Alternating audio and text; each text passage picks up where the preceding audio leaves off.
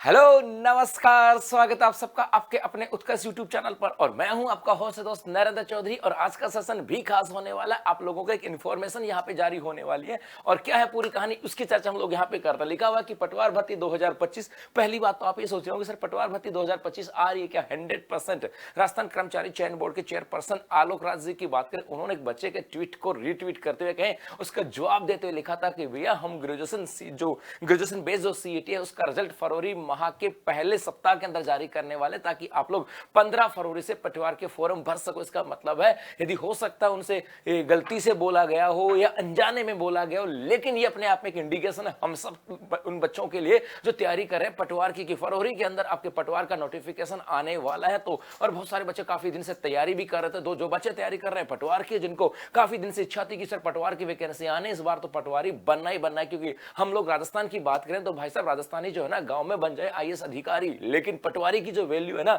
वो कोई सिर्फ वही समझ सकता है जो पटवारी है। क्योंकि आपने सुना होगा ना एक बार कि गांव में एक बच्चा आईएएस बन के आया था और गांव में मिठाइयां बट रही थी, ढोलक बज रहे थे कि भैया छोरा आईएएस बन गया, आईएएस बन गया।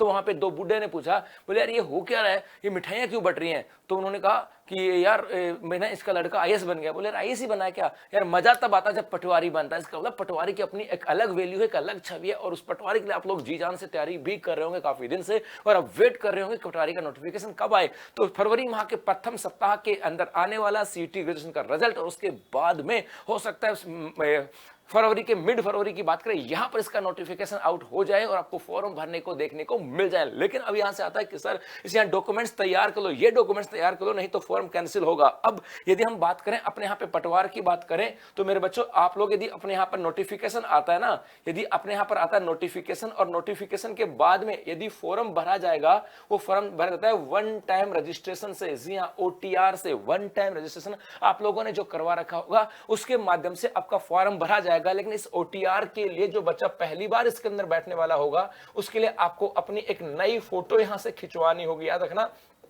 नई फोटो आपको खिंचवानी होगी, क्योंकि समय के साथ बहुत सारी गाइडलाइन आ गई कि एकदम नई फोटो हो, यदि चश्मा के अंदर हो तो चश्मे के साथ, और चश्मे में नहीं हो तो बिना चश्मा के, तो नई फोटो हो। इसके अलावा इस ओटीआर के ऊपर जो बच्चा पहली बार जिन्होंने ग्रेजुएशन किया होगा तो उनको अपनी ओटीआर के ऊपर अपनी जो ग्रेजुएशन है इसकी मार्कशीट भी अपलोड करनी होगी। तो ग्रेजुएशन की मार्कशीट, नई फोटो जो है ये आप लोगों को ओटीआर पे अपलोड करनी होगी, और उसके बाद आपका फॉर्म भरे जाएगा। और उसके बाद में जब नोटिफिकेशन के बाद आपकी एग्जाम हो जाएगी, एग्जाम के बाद आपका रिजल्ट आ जाएगा, और रिजल्ट के बाद यदि आपको कॉल किया जाता है डॉक्यूमेंट्स वेरिफिकेशन के लिए, तो मेरे भाई वहां पर आपको आपके जो मार्कशीट है, जितनी भी मार्कशीट है, चाहे वो 10th की हो, 12th की हो, ग्रेजुएशन की, वो सब तैयार करनी पड़ेगी। यहां पर आपको तैयार करना पड़ेगा कास्ट सर्टिफिकेट, वो भी एकदम नया। इसके अलावा आपको यहां पे तैयार करना होगा आपका मूल निवास प्रमाण पत्र, यहीं पर आपको तैयार करना होगा आपको आयकर प्रमाण पत्र। आयकर प्रमाण पत्र, क्योंकि हो सकता है आप में से कोई बच्चा ईडब्ल्यूएस में भरा हो या कोई अलग कैटेगरी में हो, तो आयकर प्रमाण पत्र, या फिर अन्य जो कैटेगरी स्पोर्ट्स कोटे की बात करें तो स्पोर्ट्स कोटे का सर्टिफिकेट होगा,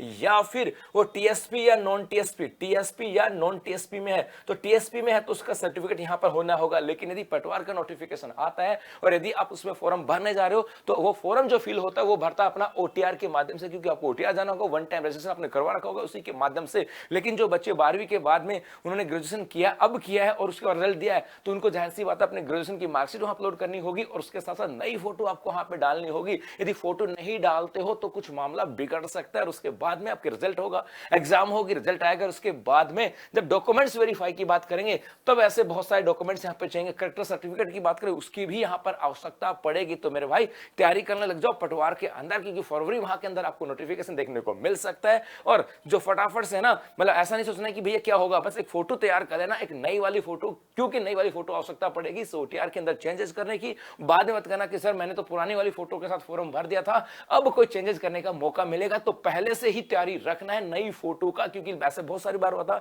अभी जो रिसेंटली जो बहुत सारी वैकेंसी है ना उनमें ऐसा हुआ था कि बच्चों ने पुरानी फोटो के साथ भर दिया, कर्मचारी चयन बोर्ड ने कहा नई फोटो मान्य करेंगे। तो ऐसी स्थिति से बचने के लिए एक नई फोटो तैयार कर लो, ग्रेजुएशन की मार्कशीट तैयार कर लो, नहीं तो फॉर्म के अंदर काफी दिक्कतें आ सकती हैं। और यदि आप भी पटवार की तैयारी कर रहे हो तो उत्कर्ष क्लासेस लेकर के आए, इस उत्कर्ष क्लासेस मना रहा है अपना गणतंत्र दिवस के ऊपर तिरंगा महोत्सव जहां पर 28 फरवरी तक आपको मिल रहा है उत्कर्ष क्लासेस के उत्कर्ष के एग्जाम से संबंधित सभी ऑनलाइन कोर्सेज के ऊपर अप टू 90% का डिस्काउंट, 3 महीने की एक्स्ट्रा वैलिडिटी और उसके साथ साथ आपको अपनी कोर्स की वैधता बढ़ाने पर 10% का अतिरिक्त डिस्काउंट। तो अभी के लिए बस इतना।